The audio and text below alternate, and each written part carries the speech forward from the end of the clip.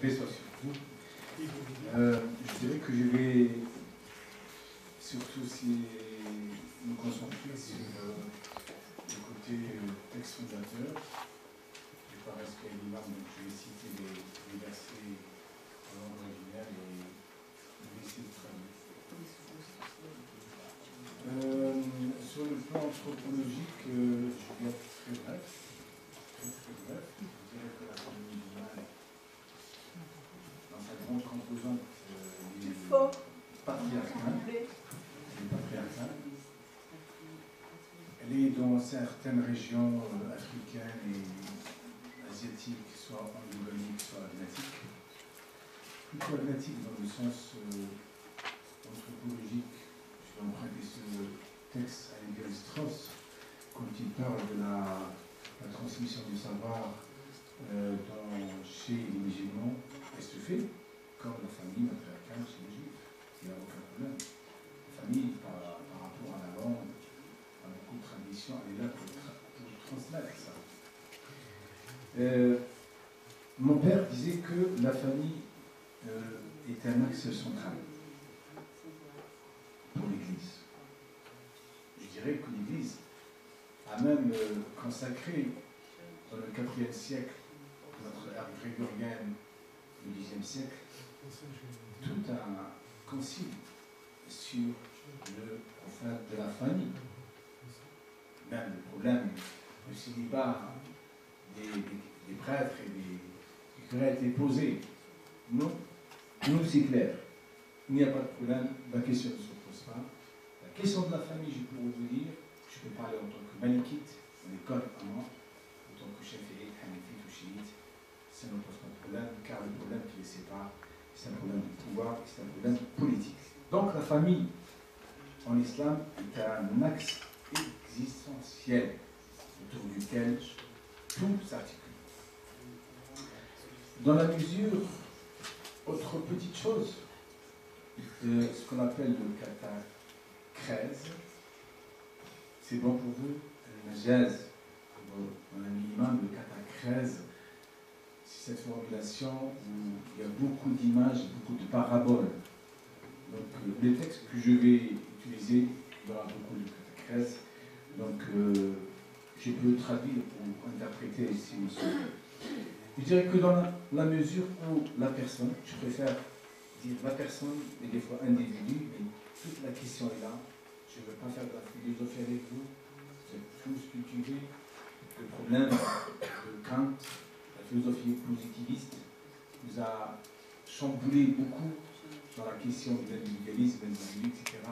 Mais moi, je resterai sur la tradition chasse la personne tant qu'élément constituant de la famille. Je dirais que dans la mesure où l'individu, la personne, est la pierre angulaire dans la construction de toute société,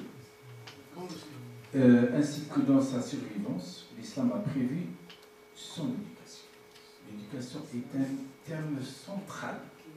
L'éducation se fait soit ce que j'appellerais les paradigmes, la transmission du savoir, soit par la famille, l'oral, la tradition, et les us, etc., ou par des sens de transmission comme l'école, le modèle, c'est la créée. Donc, dans sa survivance, l'islam a prévu son éducation, de même Dieu qui soit exalté. Sa toute puissance a prévu d'instituer pour cet individu un milieu dans lequel il puisse naître et évoluer au mieux afin d'être pleinement capable de remplir ses responsabilités sur cette terre. Donc Dieu ne nous a pas créés comme ça. Mais nous avons une mission. C'est pour cela que je cite le Coran, le verset de sourate, dans la sourate 2, verset 30.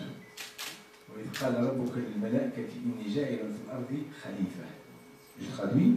Et lorsque ton Seigneur dit aux anges, je vais installer sur cette terre un vicaire. Souvent c'est traduit Jérôme. Je préfère le mot vicaire.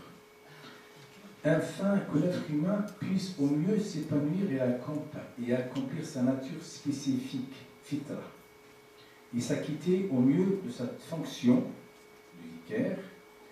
Le Dutré a dit dans un autre verset, ومن آياته, je traduis pour vous, plus tard, ومن آياته أن خلق لكم من أنفسكم أزواجا لتسكنوا إليها وجعل بينكم مودة ورحمة. Dieu dit dans cette sourate, sourate 30, les Byzantins, verset 21, et c'est un autre signe de sa part que d'avoir créé pour vous, issus de vous-même, des épouses auprès desquelles vous trouverez l'intimité et d'avoir suscité entre vous amour et tendresse. Quoique le mot amour, il est mal traduit, je trouve, parce que le mot d'un, dans ce langue arabe, je parle sous l'autorité de cet interprète assermenté, le mot d'un, il est plus fort que l'amour, parce que l'amour, il est changeant, on est n'est-ce pas, il y a une certaine subtilité, mais le mot d'un, je trouve ça c'est très fort, parce que il y a plus de mahibba, c'est-à-dire c'est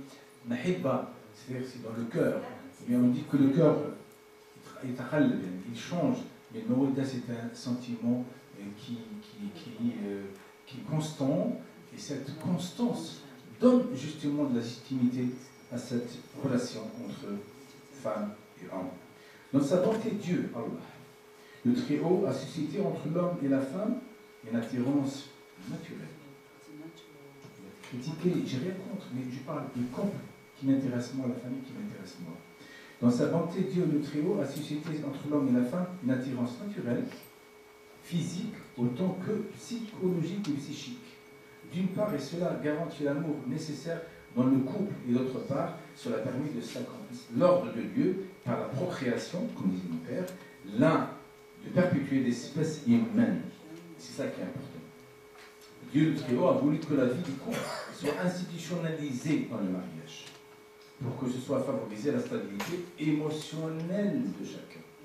Je dirais bien la stabilité émotionnelle, je dirais plus cette stabilité où la famille a un rôle, autour duquel toute la société se trouve. Cette famille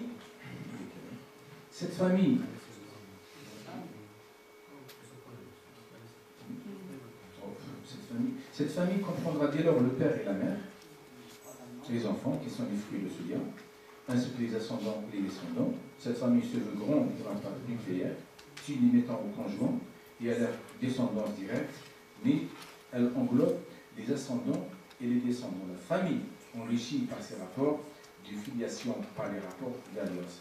C'est par régit des règles morales existence dans le genre humain. Il y a beaucoup de choses à dire dans ce sujet, mais je dirais, mon père a fait allusion à cette relation plus que familiale, c'est entre les croyants, je dirais, comme je vais paraphraser l'imam Ali, le Mishnah, Ali ibn Abi Talib, je trouve ça dans la référence.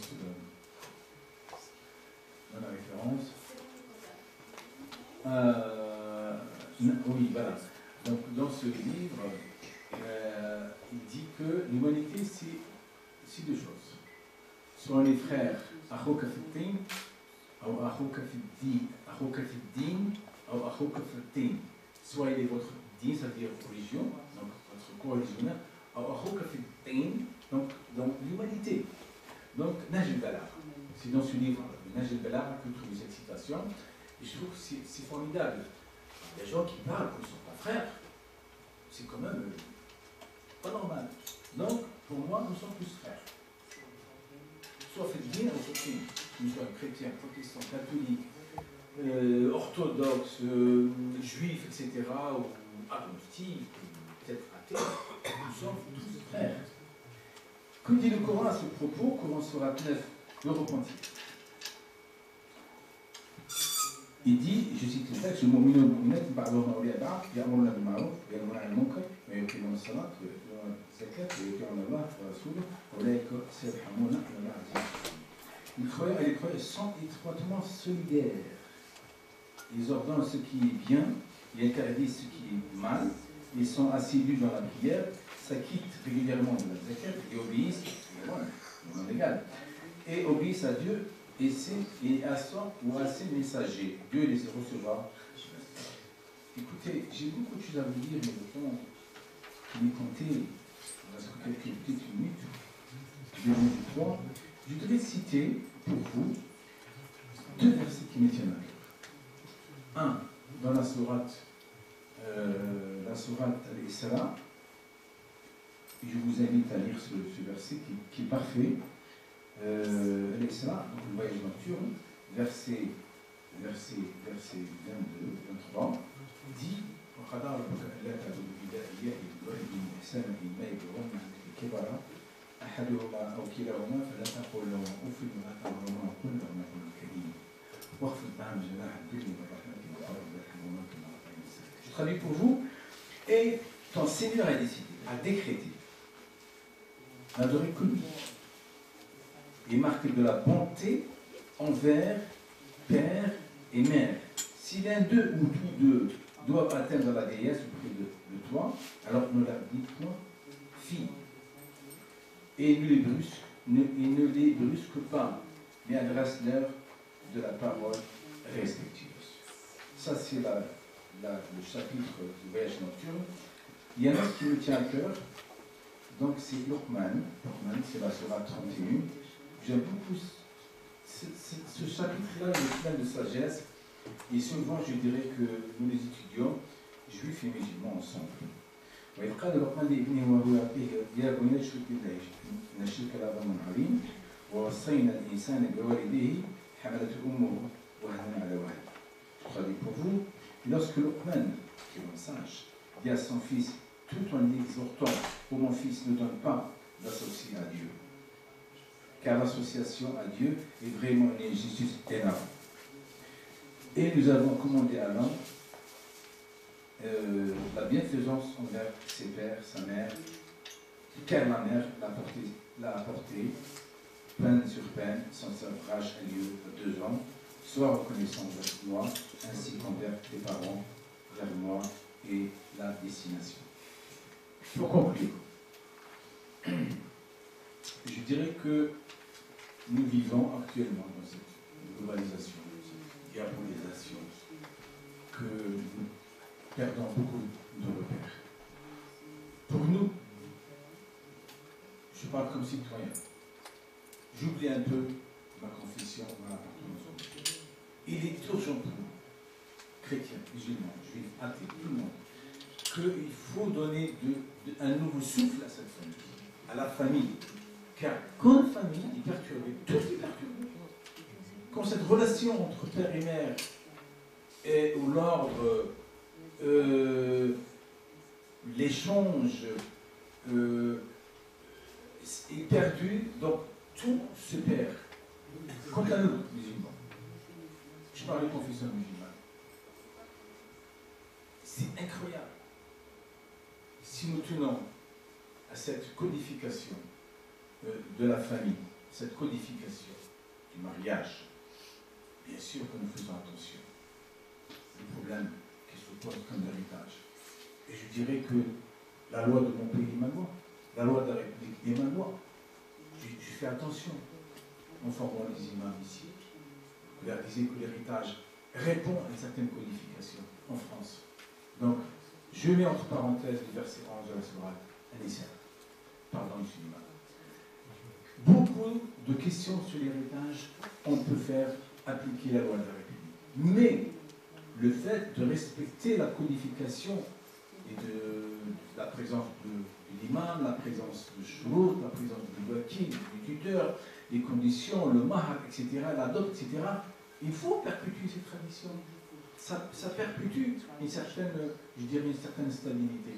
Les perdre, c'est perdre sa foi, les perdre, c'est perdre sa raison, et je dirais, comme j'avais commencé, si mon père disait que le mariage reste un axe central, un chapitre central dans l'Église, au risque de me répéter, la famille reste une action existentielle pour l'islam. Je vous remercie.